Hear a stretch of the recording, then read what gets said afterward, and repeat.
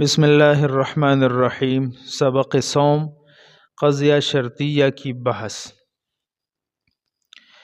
په ماقبل درسونو کې مونږ ویلو چې قضیه په دوه قسمه ده، قضیه حملیه، قضیه شرطیه.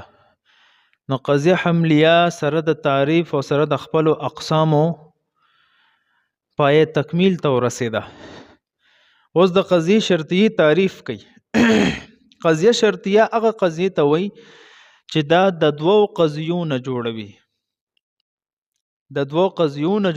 الته مونږ په قضیه حملیه کې ویلو چې د دوو مفردو نه جوړوي، او قضیه شرطیه چاته وایي چې د دوو قضیو نه جوړوي، نو دې ته قضیه شرطیه وایي. بیا به دغه قضیه شرطیه کې چې دا کومې دوه قضیې دي، دې کې د اولنۍ قضیې ته ویل کېږي مقدم، او دویم قضیې ته ویل کېږي تالی. دا د دې اصطلاحات دي. د دې مثال چې صاحب د کتاب پیش کړی دی، ادا ان کانت الشمس طالعه فالنهار موجود. کو چرته نور راختلی وی روز به موجود وی. نو ګوره ان کانت الشمس طالعه، دې کې دا ان دا کم ادوات شرط چې کم دي، حروف شرطیه چې دا حذف کې، نو دې کې ګوره الشمس طالعه یو پکې دا قضیه شوه. النهار موجود دا دویمه قضیه شوه چې دا دوانه قضیې را جمع کې او ادوات شرط ته غیر چاپیره ولګي، نو دینه قضیه شرطیه جوړ شي. صحیح شو. ان كانت الشمس طالعه یو قضیه، فالنهار موجود دویمه قضیه. دې کې الشمس طالعه ته ویل کېږي مقدم، او النهار موجود ته ویل کېږي تالی. نو دا قضیه شرطیه شوه.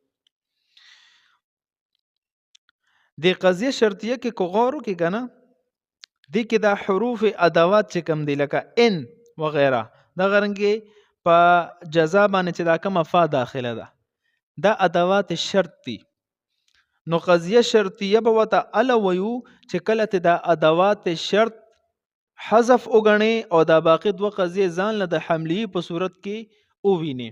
مثلا الشمس طالعه دا یو قضیه حملیه، النهار موجود دا دویمه قضیه حملیه.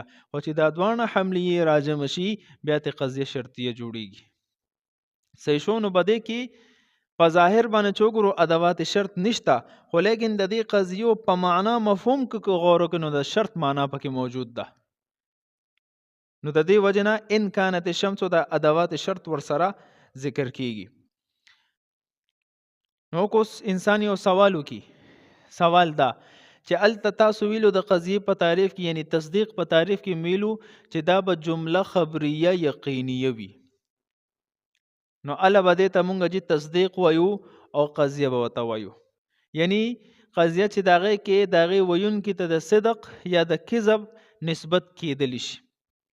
نو دلته خو دې ته د صدق یا د کذب نسبت نه کیږي. ان كانت الشمس طالعه فالنهار موجود، دا خو د جملې انشایی په زمره کې داخله ده، او جمله انشایه مونږ ویلو چې دا په تصور کې داخله ده، په تصدیق کې نه ده داخله. نو کو یو انسان وي کو چرته نور راختلی وی نو روز به موجود وي، نو دی ویون کې ته د صدق یا د کذب نسبت نه کیږي. دا خو جمله انشایه ده، او دا صدق کذب نسبت چې کیږي په جمله خبریه کې کیږي، دا خو انشایه ده. نو سوال ده چې بای دا به مونږه ال قضیه شرطیه دی ته وایو چې کله ادوات شرط اجزا د شرط د دین حذف کی، او دا ځان له جملې ته ځان له وګڼي، نو ال به دا قضیه شرطیه وي. او شرطیه وته بیا ځکه وایو چې په معنا کې د شرط هغه مفهوم موجود دی، نو ځکه وته بیا شرطیه وایو. الشمس طالعه النهار موجود، دا بزان لزان چې کله فرض کې نو قضیه حملی دي چې راجمه کې شرطیه شي، د معنا په وجه د وتا شرطیه ویل کیږي. ورسېده په لکه، نو دا قضیه شرطیه شو. اوس دغه قضیه شرطیه په دوه قسمه ده. یو ته وی قضیه شرطیه متصله، بل ته وی قضیه شرطیه منفصله. قضیه شرطیه متصله دی ته وی چې د یوې قضیې د تسلیمولو سره په دویمې قضیې باندې د ثبوت حکم ولګي یا د نفي حکم ولګي.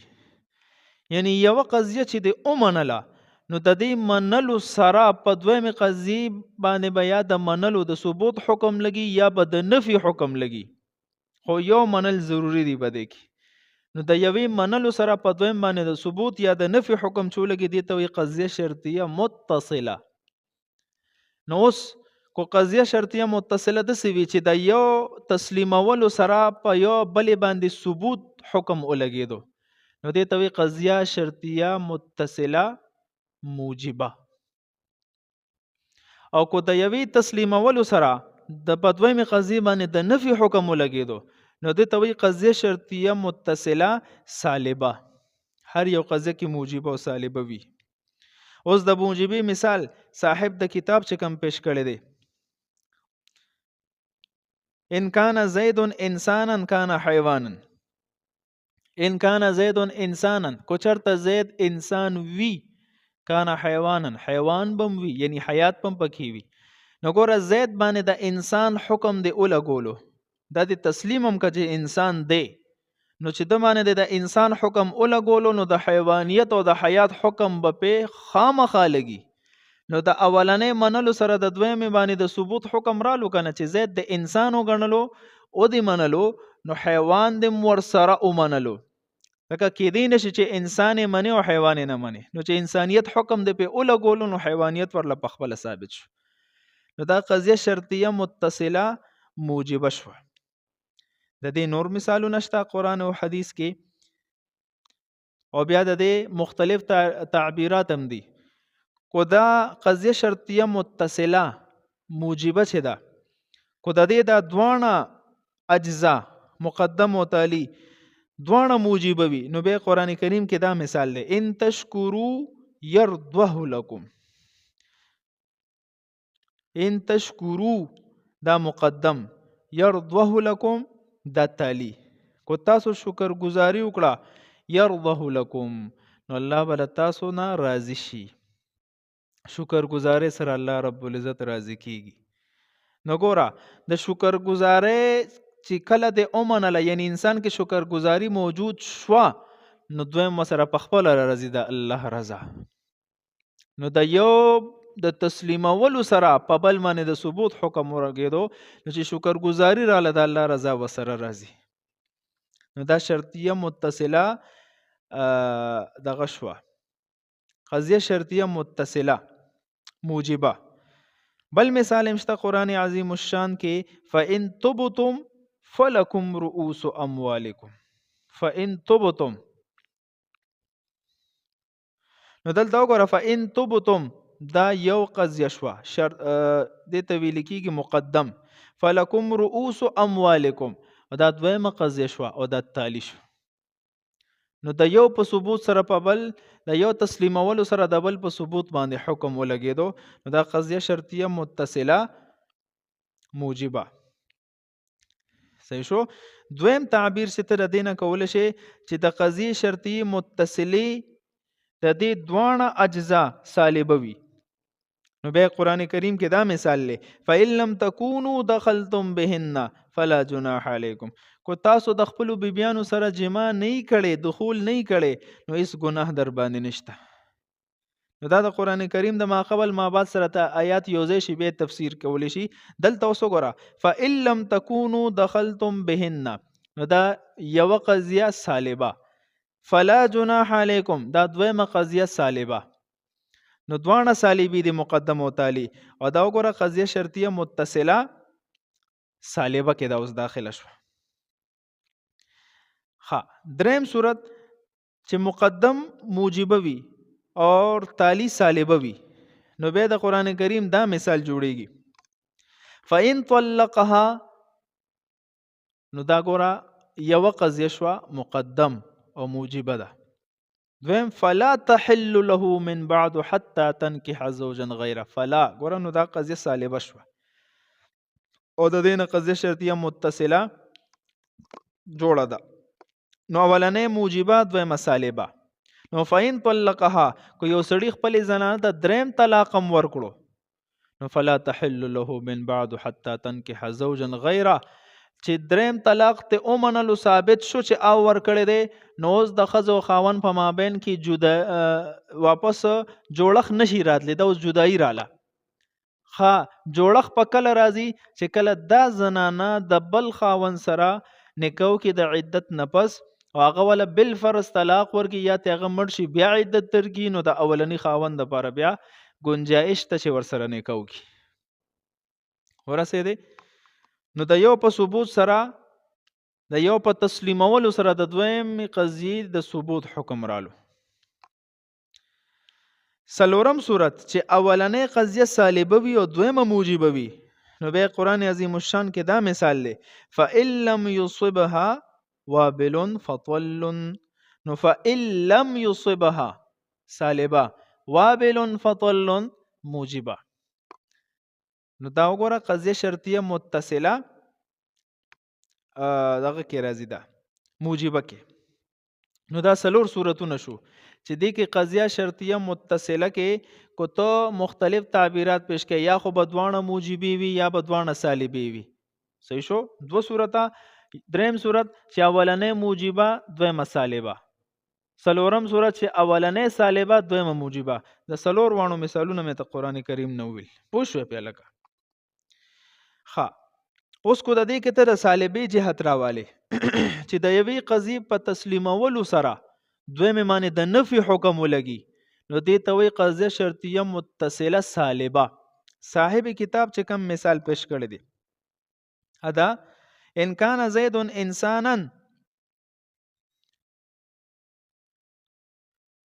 فليس بفرس کو چرتا زید انسان وی فرس یعنی اسب نوی نو زید معنی د انسانیت حکم چې د اومنلو واقعي انسان دی نو چې یو قضیه د تسلیم کا په بل قضیه د نفي حکم رالو فلیس بفرسین نو فرس نه دی نو د یو په تسلیمولو سره د بل نفي را لګنه نو دې ته وی قضیه شرطیه متصله سالبه قران عظیم الشان کې دا مثال هم شته د دې قضیه وقالو كونوا هودا او نصارى تهتدوا یهودو بخپل قوم ته ویل چې تاسو يهوديان شئ نو هدایت په عمومه عیسایانو بخپل قوم ته ویل چې عیسایان شئ صحیح نو تاسو به هدایت عمومه نو ګوره وقالو كونوا هودا او نصارى نو دا امر دی اور تهتدوا جواب امر دی نو مخکې آیات کې دی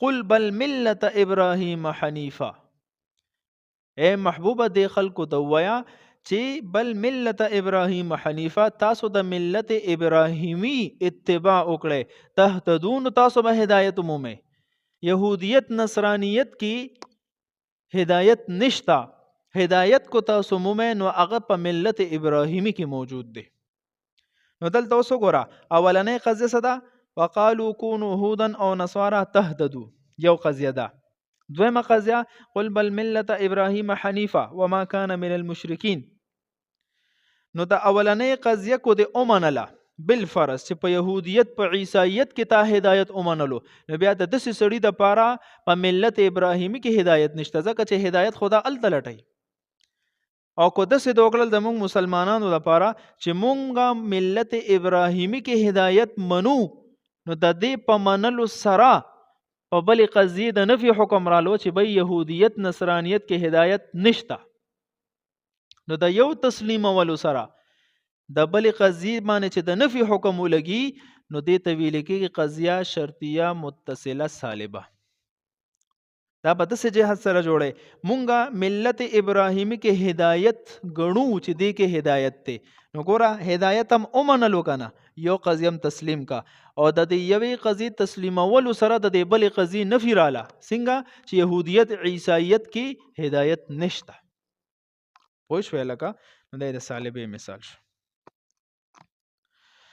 دویم قسم د قضیه شرطی هغه قضیه شرطیه منفصله ده منفصله چاته وي دا هغه قضیه شرطی ته وي چې د دوو سيزونو په مابین کې دوه سيزونه مراد مقدم او تالی چې د مقدم او تالی په مابین کې د جدای ثبوت شوی یا د جدای نفي شوی کو د جدای ثبوت شوی نو منفصله موجبه ورته وي او کو د جدای نفي شوي نو منفصله سالبه ورته وي.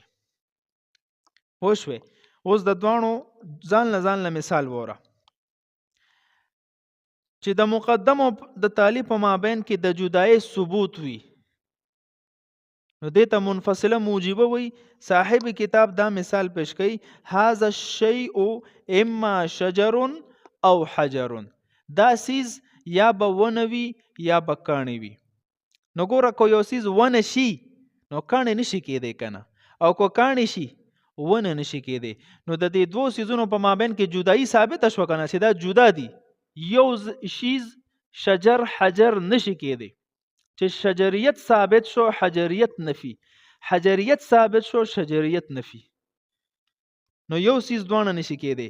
لہذا د شجر او د حجر په مابین کې جدایي ثابت شو، نو دې ته ویل کېږي منفصله موجبه. د دې مثال قرآن عظیم الشان کې شته ربکم اعلم بکم ان یشأ یرحمکم او ان یشأ یعذبکم. ستاسو رب په تاسو باندې ډېر علم لري، کو چېرته وغواړي نو په تاسو به رحم وکړي او که وغواړي عذاب به درکړي. نو وګوره کو چېرته وغواړي رحم به در باندې وکړي، نو کو رحم وشو نو عذاب نشته بیا، او کو عذاب درکو نو رحم نشته. نو د دوانو په مابین کې سره علل جدایي ثابت شوه چې رحم د الله وشو نو عذاب به بیا خپله نفي کېږي. نو دلته د رحم او د عذاب په مابین کې جدایي ثابت شو کنه، رحم جدا سي عذاب جدا سي. نو چې رحم وشو په بنده عذاب به ورته نه ملاویږي، او کو عذاب ورته ورکړی شو نو په دغه حال کې په رحم نه. اوس دا ځین ترانه ولې چې اول کې ولا عذاب ورکي بیا ولا رستو رحم پیو کې جنت ته بوزي، دا خو بکیږي. او مونږ ویو په یو وخت کې په یو وهلت کې په یو ټیم کې رحم عذاب دوانه نه جمع کیږي. نو چې رحم په بدی وخت کې او شو نو بدی وخت کې به عذاب نشته کنه، دا مراد ده په یو وخت کې. بل مثال همشته قرآن عظیم الشان کې ان یکن غنیا او فقیرا فالله اولا بهما. کو دا سړی غنی وي مالدار وي او کو غریب فقیر وي، الله رب العزت د دې دوانو نه زیات اولاد د دوانو نه زیات اولاد. یکن غنیا او فقیرا، نو کو غنی شي نو په دې وخت کې فقیر نه دی، او کو فقیر شي نو په دې وخت کې غنی نه دی. نو د دوانو د غنی او د فقیر په مابین کې بعد یو وحلت کې سره له جدایي رااله، جدایي ثابت شو. بل مثال همشته کفار وبد نبی علیہ الصلوۃ والسلام متعلق ویل ساحر او مجنون. ساحر او مجنون، دا ساحر دی نعوذ بالله جادوگر دی، او یا مجنون لیونه دی.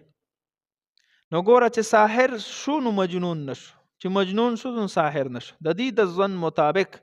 نو ګوره دلته ساحر او د مجنون په مابین کې سره له جدایي ثابت شوه، نو دې ته ویل کېږي منفصله موجبه. او کو داسې وشي چې د مقدم او د تالي په مابین کې د جدایي نفي شوي نو بیا به دې ته وایي منفصله سالبه. د دې مثال صاحب کتاب دا سے پیش کړی دی لیس البتتا اما ان یکون الشمس طالعه او النهار موجود. داسې نه ده چې نور دې راختلی وي او یا د ورځ موجود وي. لږ د مثال کې غور وکړه. ګوره زه وایم چې د مقدم او د تالي په مابین کې جدایي نفي شوي، نو دا جدایي خو د دوه سیزونو به جدایي راځي کنه، نو دا جدایي کې په خپل هم د نفي معنا پرته ده، او بیا په لا نفیم داخله شوي نو دویمه نفیم پیراله، او نفي چې په نفي داخله شي نو معنا د اثبات ورکي. نو دلته اوس وګوره داسې نه ده چې نور راختلی وي او یا د ورځ موجود وي، نو دوانو کې دغه جدایي نفي وشوه، مطلب دوانه جمع کیدی شي، نفي په نفي داخله شي نو د اثبات معنا ورکي. یعنی داسې ممکنه ده چې نور راختلی وي او ورځ موجود وي، دوانه جمع کیدی شي.